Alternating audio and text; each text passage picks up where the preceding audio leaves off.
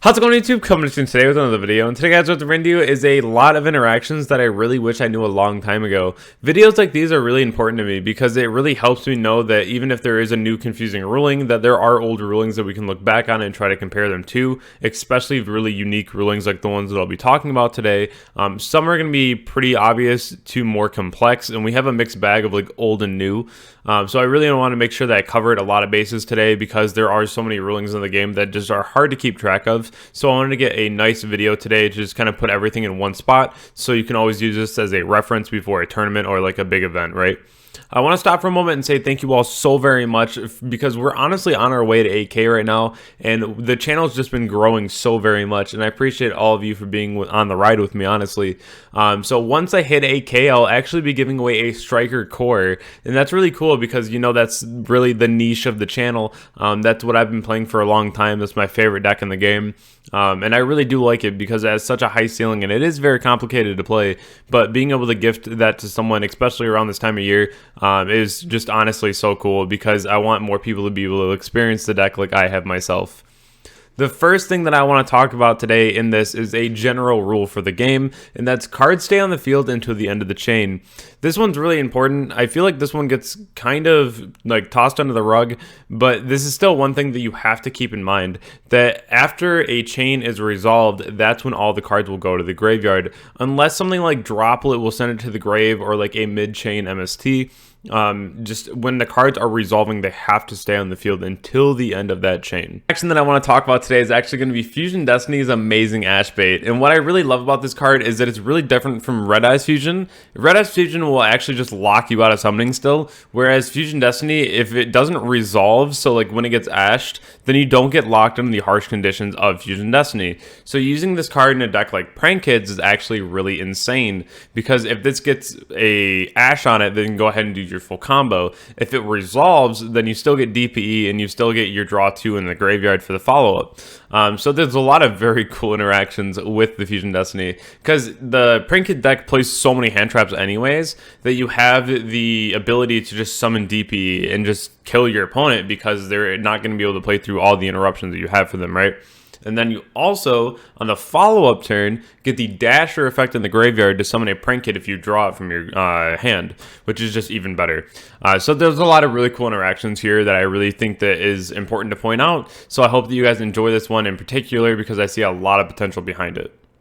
One of my favorite interactions is going to go to Ray versus Crescendo, which also comes up against things like Macabre. So whenever you have a situation where your opponent has a set Crescendo or they have a live Macabre, or anything that would banish once it negates, right? If I go ahead and use Ray on my field and then go Ray effect to tribute for cost, and then my opponent flips Crescendo or negates with the Macabre, since the Ray is now in a new location, the Ray will not be banished once it goes to my graveyard. This is really important too, especially if you are playing a deck that you really rely on having those cards in your graveyard. Like Striker, having Ray Engrave is always a blessing to have. So definitely knowing this one is very important for you too. When it comes to the damage step, it can be a very interesting place, and there's a lot of really cool interactions that happen, sub-steps, steps. There's so many different things you gotta keep in mind. When we have cards like Chalice in the game, I really want to make you all aware that it's actually a very good card for multiple reasons. One of the reasons is that it can negate flip effects, is that when you go into the damage step and then you flip up like a Cyberjar, I know it's banned, just an example, but you can go ahead and use the Chalice on a Cyberjar and then go ahead and negate the effects because it will raise the attack by 400. This is just a very cool interaction because it works the same with cards like Guru and other things that you could be seeing in a future format or the current format. So make sure that you know these types of interactions because when it comes to the damage step, you really want to look out for the effects that negate activation or the attack and defense modifiers, and one of them just happened to be like the Chalice or even like the Droplet, right? That are just very, very good right now. So just keep this in the back of your mind moving forward. Big shout outs to Cody and my stream tonight because there's actually so many rulings in this game that you just don't know until they come up. And this is one of them for me because I know this ruling in different instances and I've applied it in different places, but I've never once applied it to Multirole. This one makes a lot of sense to me, and we actually got a final answer on stream, but I just never really put 2 and 2 together with this one. So I really do hope that this helps you. If you are playing Striker, you need to know this. So when it comes to the case of Multirole and a reset spell off of Multirole, let's say Widow Anchor, If you go ahead and use your Widow Anchor and then your opponent chains the Savage to negate the activation of that Widow Anchor, since the card never activated on the field and it was never considered to be on the field, it will then go to the graveyard even though the Multirole says that it needs to be banished. Again, this is a very common ruling in the game, but this is just something that I never once applied to Multirole. So this, of course, is something that I wish I knew a very long time ago, and now you know this and you don't have to hope that too. So I hope that you guys enjoyed this one in particular because it was really important to me. So this ruling alone is very important, and it comes up a lot because this is a very common ruling, and it's not just applying to Sky Striker. This happens in multiple decks, but it's just very important to know that if you are playing Striker, that you need your Kagari to resolve.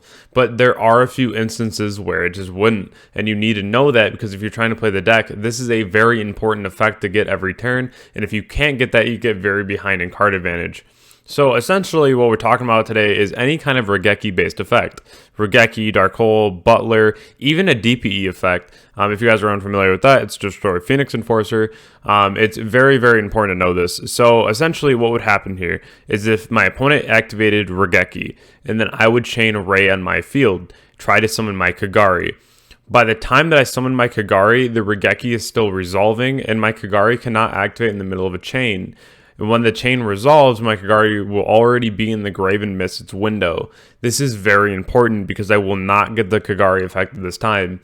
This is something that is really, really important though to know because again, in Striker, using your Kagari is literally everything for the deck. So just really make sure that you understand this one and keep this one in your back pocket. So I find this interaction very funny. It's actually the sole reason why I want Orcust to be playable again, and that's because this is actually one of my favorite rulings in the game. When it comes to orchestrated babble, being able to allow you to use your Orcust effects as a quick effect from the graveyard, if you have a Nibiru in your hand and your opponent is extending, they're just throwing everything on the board, right? You can use your Nibiru as chain link 1 and then chain your Orcust Nightmare from your graveyard chain link 2.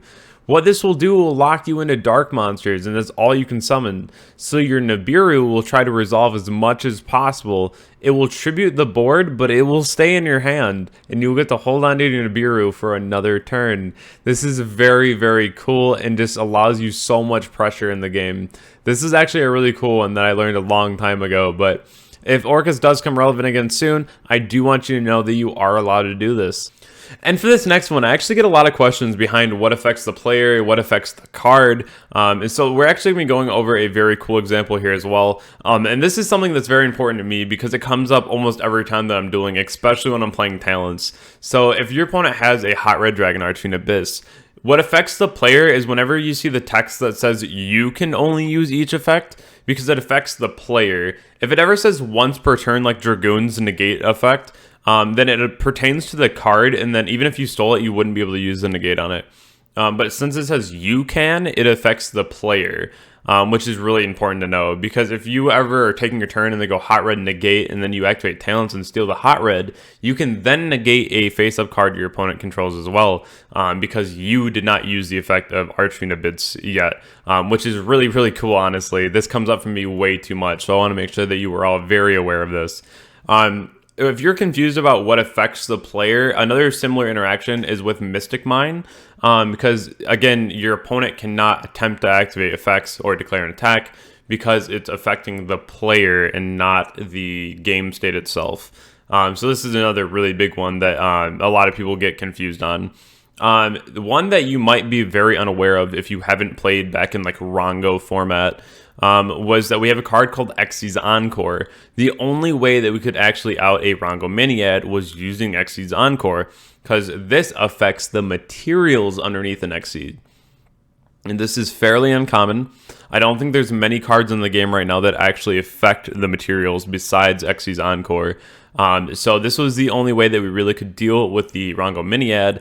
So this is just another really, really cool interaction that I really want you to all be aware of, because you don't have to just affect a card or the game state. You can affect materials, the player.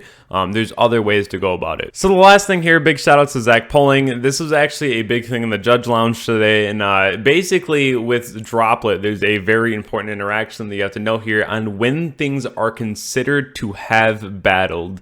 This is a very, very uncommon thing to know in the game, I feel, right now, and it's pretty hard with the damage step. So I'm going to try to explain this the best that I can. So essentially, what's going to happen here is that the Gossip Shadow from the opponent is going to try and attack Takum Tomborg. In the damage step, you're going to go ahead and use that Droplet to send the Takum Tomborg and then half the Gossip Shadow. Since we're already in the damage step, you cannot redeclare the attack that the Gossip Shadow already made, and therefore we would not be going into damage calc. Since we would not be going into damage calculation, the Gossip Shadow would be considered to not have battled, and you would not be able to make Zeus in the main phase 2. This is very, very big to know. Also, since the Droplet sent the Takum Tomborg here, you would not take any battle damage from this interaction, again, because there's no redeclare.